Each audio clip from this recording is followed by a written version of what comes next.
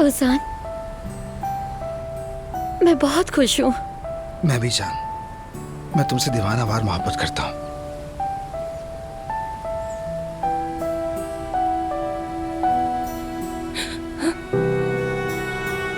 उमर तुम्हारे लिए कुछ भी कर सकता है, वो तुमसे बहुत मोहब्बत करता है।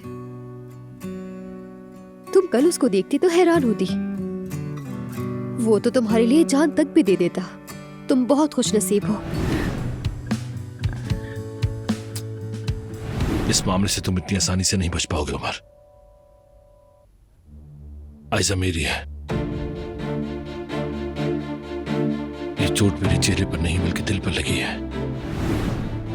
तुम मेरी बेटी को कैसे अगवा कर सकते हो? क्या हरकत है ये? कैसे कर लिया तुमने? अरे बस तुम्हारी कमी रह गई थी। छोड़ो, ये क्या कर रही हो? अभी मैं आयशा के पास से आ रही हूँ। तुमने उसे अगवा किया था, उसके हाथ पांव बांधे। क्या कोई तुम डाकू हो मेहमत? मेरी बेटी के साथ ये सब कैसे कर सकते हो? तुम भी सुन लो, एलिफ और उमर का एक बच्चा है, एक बच्चा जिसे उन्होंने सबसे छुपा के रखा। क्या? अगर एलिफ मेहमद के साथ मिली हुई निकले तो एलिफ उसकी बहुत बड़ी कीमत चुकाएगी। मेहमद ओस्तुर्क।